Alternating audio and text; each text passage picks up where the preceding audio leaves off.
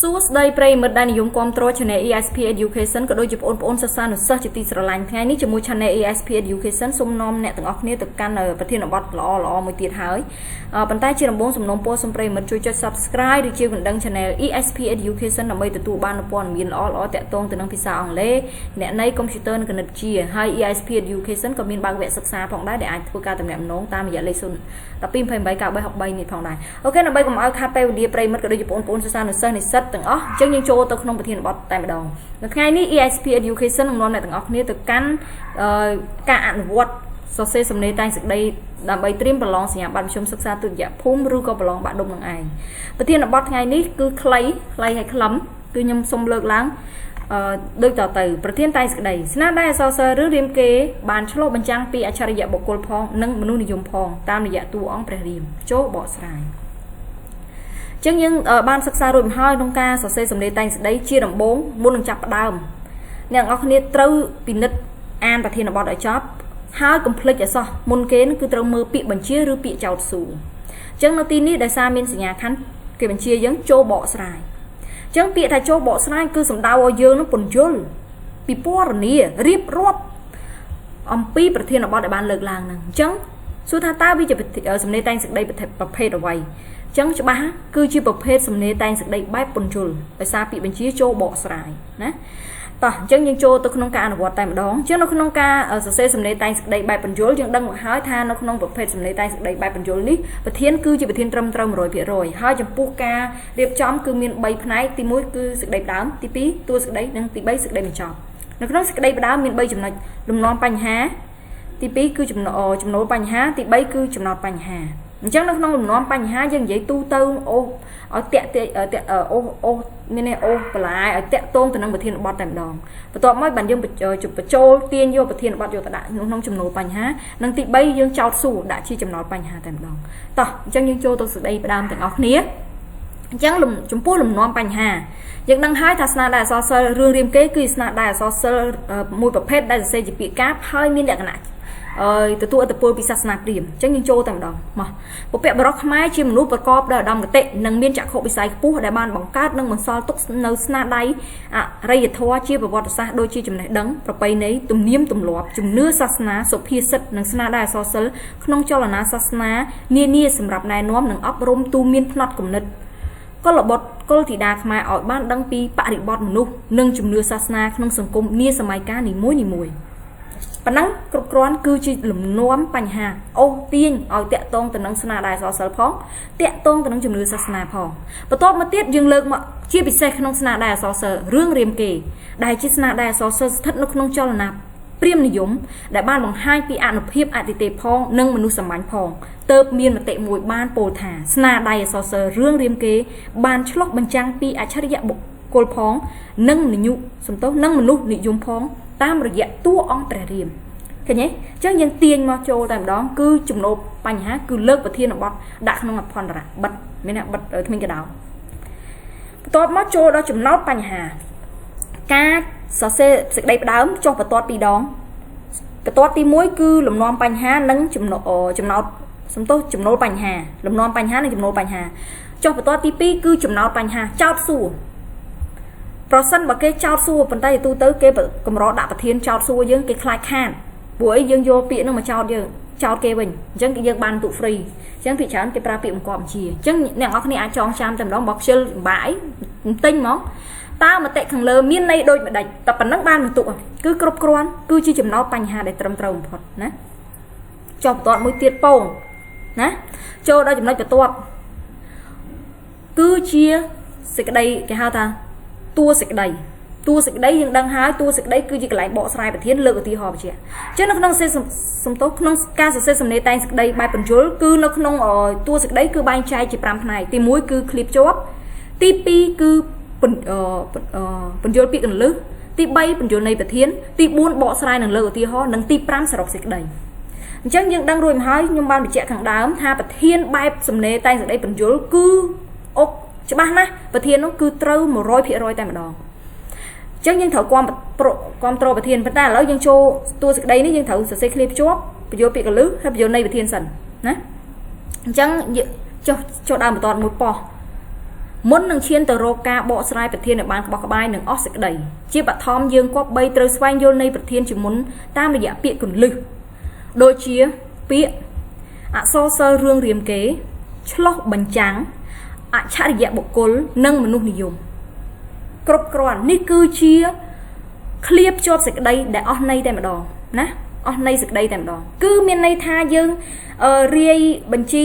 ពាក្យកន្លឹះដើម្បីបញ្យល់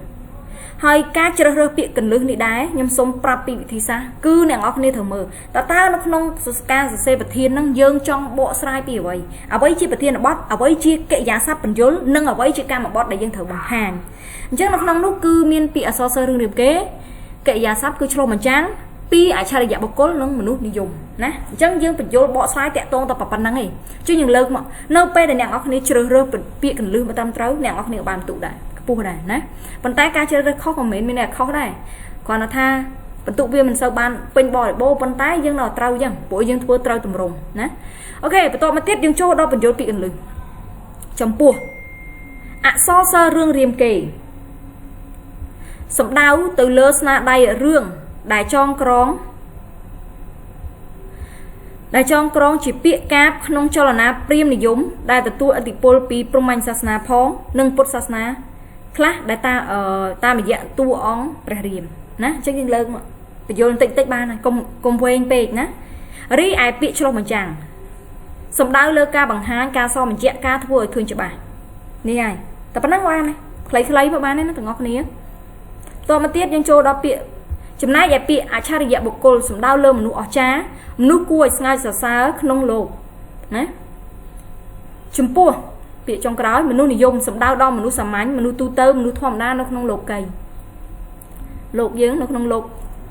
ចាលោកសន្និវាសយើងហ្នឹងយោងតាមន័យរបស់ពាក្យកន្លឹះណាអញ្ចឹងអ្វីដែលខ្ញុំបានបង្ហាញមិញគឺជាការបញ្យល់ពាក្យកន្លឹះឥឡូវយើងចូលដល់បញ្យល់ន័យប្រធានអញ្ចឹងការបញ្យល់ន័យប្រធានចំណុចសំខាន់របស់យើងគឺមានន័យថាយើងយកពាក្យដែលយើងបញ្យល់នៅក្នុងគេហៅថាបញ្យល់ដែលយើងបញ្យល់ពាក្យកន្លឹះហ្នឹងន័យណាមួយដែលយើងមើលទៅពាក្យហ្នឹងល្អជាងគេយើងយកមកជំនួសមានន័យដូចជំនួសអញ្ញាតនៅក្នុងសម័យកាលអញ្ចឹងយើងយកមកជំនួសកន្លែងណាដែលប្រធានបទយើងមានពាក្យហ្នឹងយើងយកពាក្យហ្នឹងមកជំនួសណាអញ្ចឹងយើងជំនួសតែ4កន្លែងហ្នឹងបានហើយយោងតាមន័យរបស់ពាក្យកន្លឹះប្រធានមានន័យថាស្នាដៃរឿងតួអង្គព្រះរាមដែលទទួលឥទ្ធិពលពីសាសនាព្រហ្មញ្ញនិងពុទ្ធសាសនាបានបង្ហាញឲ្យឃើញច្បាស់ពីមនុស្សអស្ចារ្យផងនិងមនុស្សសាមញ្ញទូទៅផងតាមរយៈតួអង្គព្រះរាមចប់បិទអភន្តរៈណាខ្ញុំសូមបញ្ជាក់គ្រប់ការសរសេរសំណេរតែងសេចក្តីនៅពេលដែលអ្នកនរគ្នាអត់ត្រូវការពន្យល់បកស្រាយសូមបិទអភន្តរៈចិត្តណាសូមបិទឲ្យចិត្តប៉ុន្តែប្រសិនបើអ្នកនរគ្នាយកមកពន្យល់បកស្រាយបើអភន្តរៈមានន័យថាអត់ដាក់ថ្មិញកដោសងខាងទេដូចទៀតពាក្យកន្លឹះជាងរាយបញ្ជីគឺអត់មានបិទទេអត់មានបិទសំទោសពេលរាយបញ្ជីគឺបិទភ្នែកថ្មិញកដោរហូតប៉ុន្តែនៅពេលដែលចូលមកបញ្យល់យើងដកឃ្លានតិចមកណាអញ្ចឹងអានេះខ្ញុំសូមបញ្ចប់អញ្ចឹងនៅក្នុងតួសេចក្តីឃ្លាភ្ជាប់សេចក្តីពន្យល់ពាក្យកន្លឹះពន្យល់នៃប្រធានគឺនៅក្នុងការចុះបន្ទាត់តែមួយណាបន្ទាប់មកទៀតយើងចូលដល់ចំណុចទី4គឺការបកស្រាយប្រធាននិងលើកឧទាហរណ៍យើងត្រូវចុះបន្ទាត់មួយផ្សេងទៀតចាប់ដើមបន្ទាត់ថ្មីចំពោះប្រធាននេះខ្ញុំបានបង្ហាញពីមុនថាជាប្រភេទឲ្យតែប្រភេទសំណេរតែងស្ដីបែបបញ្យល់ប្រធានគឺត្រូវ 100% គឺយើងត្រូវតែគ្រប់គ្រងដាច់ខាតអញ្ចឹងចាប់ដើមបន្ទាត់មកក្នុងការបកស្រាយយើងចូលដល់គឺស្របតាមប្រធានដែលបានលើកឡើងស្នាដៃអក្សរសិល្ប៍រឿងរាមកេរ្តិ៍ពិតជាបានឆ្លុះបញ្ចាំងពីអច្ឆរិយបុគ្គលផងនិងមនុស្សនិយមផងតាមរយៈតួអង្គព្រះរាមណាព្រោះក្នុងស្នាដៃអក្សរសិល្ប៍រឿងរាមកេរ្តិ៍ខ្មែរនេះពុំបានលើកដំកើងព្រះរាមជាអវតារទី7របស់ព្រះវិស្ណុដែលមានភារកិច្ចចុះមកកម្ចាត់ភាវៈអាក្រក់នោះទេតែក្នុងស្នាដៃរឿងនេះបានបង្ហាញពីដំណើររឿងរបស់មនុស្សសាមញ្ញក្នុងលោកីតាមរយៈតួអង្គព្រះរាមដែល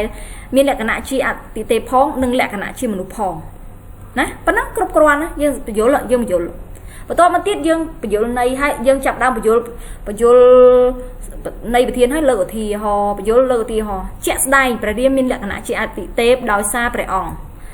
មានសមត្ថភាពពីគេខ្លះមកមានសមត្ថភាពអាចលើកធ្នូសរព្រះបាទជំនួសក្នុងការប្រកួតរើសស្វាមីរបស់ព្រះនាងសីតាអ្នកនរគ្នាដឹងហើយការលើកធ្នូសរនោះគឺគេហៅថាសហស្ថានមានតែមនុស្ស 1000 នាក់ទៅអាចលើកបានធ្នូនោះគឺព្រះរាមលើករួចណាប្រើគាត់លើកតែម្នាក់ឯងទេ ហ្នឹងសមត្ថភាពអន្តរទេសទី2គឺព្រះរាមមានកងចាក់នៅលើបាតដៃទាំងពីរនៅក្នុងការរៀបរាប់ក្នុងខ្លឹមសាររឿងគឺនៅពេលដែលហនុមានពេលដែលព្រះរាមគាត់ផ្ទុំនៅលើផ្លូវព្រះលក្ខណ៍ហ្នឹងក្រោមដើមឈើនៅពេលធ្វើដំណើរគឺហនុមានបានឃើញណាបាទព្រះរាមមានបាតដៃក្នុងបាតដៃកងចាក់ទាំងពីរតែម្ដងណាហើយព្រះអង្គមានទឹកញៀនពិសេសអាចស្គាល់ពីកណ្ដូលរត់របស់ហនុមានមានន័យថាព្រះរាមទៅដឹងថាហនុមានជាស្វាដែលគេហៅថាស្វាខុសពីស្វាដតីស្វាដែលមានកម្លាំងធម្មពលអីចឹងណាតលាក់អត់ដឹងសឹងតែទាញធ្នូបាញ់សម្លាប់ឯងដោយសារតែហនុមានមករញ៉េរញ៉ៃព្រះរាមពងផ្ទុំពេលហ្នឹងណាបន្ថែមពីនេះគ្រប់ពេលដែលព្រះរាមយកឈ្នះលើសភាវៈអាក្រក់រមែងមានទេវតាបាចផ្កាជូនពរជាពិសេសព្រះរាមយាងទៅដល់ទីស្ថានដែលក្រៀមក្រោះក៏ប្រែជាស្រស់បំប្រងដូចជាដូចទីហោនៅភ្នំចិត្តកោតដែលព្រះរាមគាត់បួសនិងនៅពេលដែលព្រះរាមផ្ទុំគឺព្រះអាទិត្យមិនហ៊ានកោចរនៅពេលព្រះអង្គផ្ទុំនៅក្រោមដើមស្វាយនៅពេលដែលសម្រាប់ពីការធ្វើដំណើរគឺក្នុងពេលដែលហនុមានចុះមករញ៉េរញ៉ៃកន្លែងហ្នឹងឯងណានេះហើយគឺជាចំណុចត្រួសតែប៉ុណ្ណោះយើងលើកឧទាហរណ៍បន្តិចបានហើយពេលប្រឡងគឺមិនអាចនឹងបកស្រាយច្រើននេះណាសារពេលវេលាមានកំណត់អញ្ចឹងបន្តមកទៀតយើងបង្ហាញប៉ុណ្ណឹងមកមានឧទាហរណ៍បញ្ជាក់ណាក្រៅពីលក្ខណៈជាអតិទេពព្រះរាមក៏នៅមានលក្ខណៈមនុស្សសាមញ្ញទូទៅផងដែរដូចជាការគោរពពាក្យសច្ចៈជំនួសព្រះបិតាមិនព្រមសោយរាជសម្បត្តិណាកន្លែងហ្នឹងគឺព្រះរាមគាត់សម្រេចចិត្តចេញទៅបួស14ឆ្នាំណាព្រោះអីបិតាគាត់បានសន្យាជាមួយមេដាចុងរបស់ព្រះរាមថានៅដោយសារតែពេលហ្នឹងមេដាចុងព្រះរាមបានជួយព្រះអង្គច្បាំងឈ្នះព្រះអាទិត្យទៅព្រះអង្គសន្យាថាឲ្យបុត្រាពនាងសោយរាជ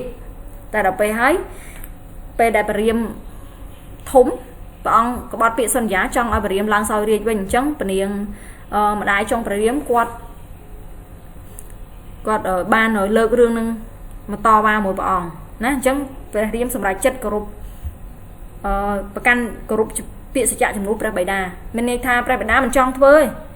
ចង់បំបែកនគរជាពីរឲ្យព្រះរាមផងបុត្រពនាងនឹងសោយរាជផងប៉ុន្តែពនាងនឹងនៅតែអត់ញ៉េញ៉ៃពេកព្រះរាមសម្រេចចិត្តគោរពពាក្យសច្ចៈជំនួសព្រះបិតាសម្រេចចិត្តទៅបួសចេញទៅបួសហ្មងព្រះបិតាគាត់មិនក៏អត់ស្ដាប់ដែរណាទី2គឺការប្រកាន់ភាពអហិង្សាពេលដែលមានទំនាស់ក្នុងគ្រួសារនៅពេលដែលមានការបន្ទុះសារារវាងម្ដាយចុងនិងព្រះរាមហើយនឹងក្នុងព្រះរាជបិតាហ្នឹងគឺព្រះអង្គខន្តីសូម្បីពេលព្រះលក្ខខឹងក៏ព្រះអង្គទប់មិនឲ្យព្រះលក្ខហ្នឹងធ្វើបាបម្ដាយចុងរបស់គាត់ដែរណាមួយទៀតគឺការធ្វើប្រហែសទុកនាងសីតាជាភរិយាឲ្យក្រុងរាពណ៍ឆក់យកបានហ្នឹងសិតតែជាចំណុចធ្វើប្រហែសរបស់មនុស្សយើងការចំណែនប្រច័ណ្ឌនាងសីតានិងក្រុងរាពណ៍ដោយឃើញនាងសីតាគូរូបក្រុងរាពណ៍ណាកន្លែងហ្នឹងនៅពេលដែលព្រះអង្គយកនាងសីតាមកពីក្រុងមកពីនគរយៈវិញក្រុងរាពណ៍វិញប្អូនរបស់ក្រុងរាពណ៍មានចិត្តខឹងសងសឹកប្រែកន្លាខ្លួនហើយមកភូតភោកកុហកសីតាឲ្យគូរូបហើយដល់ពេលគូរូបឲ្យលុបអត់ជ្រះទេដល់ពេលព្រះរាមមកក្តៅកាហាយដល់ពេលឆែកមើលទៅឃើញរូបក្រុងរាពណ៍សង្ស័យថាសីតានឹកក្រុងរាពណ៍ណាប្រច័ណ្ឌយកទៅដើរកាត់ភ្លើងអីហ្នឹងចាប៉ុន្តែនៅក្នុងរឿងខ្មែរគឺយកទៅបំបបង់ដែរណាយកទៅបំបបង់លើសពីនេះព្រះរាមក៏នៅមានភាពជាមនុស្សមួយទៀតគឺធម្មតាដូចជាភាពកំសាកក្នុងការប្រយុទ្ធដោយលោភលួចបាញ់ពាលីដោយមិនដឹងខ្លួនហ្នឹងឯងសើមនុស្សកំសាកណាលក្ខណៈនៅពេលដែលមានន័យថាសុគ្រីពហើយពាលីហ្នឹងបងសុគ្រីពហ្នឹងប្អូនពាលីគាត់សម្លាប់កបីទូភីបានហើយដល់ពេលគាត់ខឹងសុគ្រីពបិទឡាងអត់ឲ្យគាត់ចាញ់គាត់ច្រឡំឈាមអញ្ចឹងទៅគាត់ស្មាឈាមមកពីលីហូគាត់យករើសថ្មខ្ទប់រូងហ្នឹងទៅដល់ពេលអីការពិតទេវតាបាយផ្កាមកដល់ពេលផ្កាចំមួយទឹកឈាមកបីហ្នឹងឈាមកបីខ្មៅទៅឈាមក្រហមអញ្ចឹងទៅសុគ្រីពខុសធ្វើខុសអញ្ចឹងពីលីខឹងវាយមកវាយធ្វើបាបបណ្ដេញចេញពីនគរមកអញ្ចឹងបន្ទាប់មកសុគ្រីពពឹងព្រាមឲ្យទៅសម្រាប់ពាលីអញ្ចឹងព្រះរាមលបបាញ់ពាលីណាបាញ់ពាលីស្លាប់ដោយឲ្យសុគ្រីពហ្នឹងពាក់កម្រងផ្កាទៅលើពាលីព្រោះអីសុគ្រីពពីពាលីមុខដូចគ្នា đăng môi na bìm lại bánh khâu tôi mà tiết cho đó môi tiết phiếp chi mà chặt ở bọt đòi ca bằng bay bằng bạc bong ôn ở tia hó cứ peli nên scream đam bay phải giàu to luôn mới tha phải điếm quạt nhu nhung con vậy nhu nhung oi bong ôn bị nó không khía sọp niêm bảy bạc oi script miên chất trong sầm lá peli hai đập bay script ban lang sau điếc phân script miên oi script phân con tôi xoa bao script rồi bao script nó chui sang spin phơi đầm ná từ căn là cô bọc trong riêng nè đầm bay từ nam niên sẽ đam vậy hơi chỉ một lũ on đại chua thua sừng cream chỉ mùi cồn mình cứ cồn nón ánh riêng lẽ hay năng chụp lẹ chỉ đào nè nắng cái chiều tia ho để dân ban lượng hàng lấy tèm đòn hay sầm khăn làm đòn trắng đầu tiên này cứ dân phải chọc trầm năng hay cứ ca bộ sai năng lượng của tia ho này bật thiền nè trắng rồi chụp nói bộ sai nọ tia ho dân cho vào toát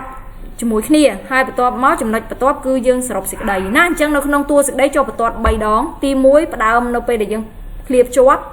cho bật toát ti pi nó pe bộ sai lờ tia ho cho bật toát ti bay cứ sập xịt đầy nè sập xịt đây mà quánh dân ăn dễ chờ này sập xịt đây mà quánh cày pe bộ sai bật thiên đời miên ca lờ tia ho một phần chẹt phong nút bật thiên khang lớp bật chỉ pol ban trầm trâu bạc quạt mền tập bắt nè sập xịt đây thì bắt nè mà mắt lấy chọc nè nghe sườn phật phải chọc tại đòn chọc chẳng tua xịt đây vẫn chọc thường sập xịt đây này ai cho vẽ thì bay cứ cái hào thà xịt đây mình chọc miên pi dùm nói son này than nâng tu sẵn to luôn son này than cứ dương sự dây sòng khai lợp của thiên tịch ba này ham bọ xài cho tận đo tu sẵn cứ dương đo chỉ tu sẵn nông niêm dương chỉ ấy chất sẵn đán chất dương dùm pu của thiên bọt nâng mạch đài hả chân dung tam ca bọ sài sầm tối dung tam ca bọ sài đời miên lơ của tia ho một mình chạy dành cho ba phong nút và tiên này ban lực lang thà sana đa so sơ rương riêng kế ban cho mình trang bịa chạy dạ bộ cột phong nông mình nuôi dùng phong tam dạ tu ong bariếm nút bất chỉ po ban trâm trâu nè pru bariếm đây chỉ tu ong giang sầm khăn ní nước nông sana đa so sơ bị cạp nút miên nâu lẹ cả nạ sầm bắt chia chạy dạ bộ cột phong nâng bộ cột mình nuôi tu tơ phong nè tập bắn chọc dương cùng bọ sài nhảy nông niệm đấy cho tu sạp to liềm tu sạp to luôn nông niệm dương chỉ có là bọt có thì đa khai chấm nón cõi có bay khất không sắc xa xoay dul nâng thay đại sa phải rẽ nó sna đại so sơ khai có đôi chi sủng bắt pê têกับพรchiết nâng ở đây thua ở căn tay miên phiệp ri chấm rán rung rương nâng tục chi cầm nứt ấp rúm nông chỉ vật riêng to đình tàu nè chọp chẳng roa ca se sầm nế ban pro bản chọc đòi nghi bằng hot nè cái sân mình đang học nia ban từ tua nơi bị chạy cái tê đây nên trong ban thua ca bằng hàng hay complete na chui cho subscribe chiều còn đăng channel ESP Education phong là mày nên nhóm nó miên cầm lắng chất bằng cao nó video ló sầm rạp ôn sa nó sơ có đôi chụp play mình đang học nia phong đài hay có xong một pay tô roa cầm hot con đài vừa lang đòi bạc ca nam muối lơ luôn rồi hùa tới xong khăn tây bằng đài hay xong cốn chụp cua ca dục tực ca dục chất tực đạn đạp tăng tỷ đào một hồ đó chọc nè chun po này ngọc nia chìm xếp ôn sa nó sơ đại stream ballon nạn tỷ đập pi ballon chọp thằng ngọc nia nè ok con chào bye bye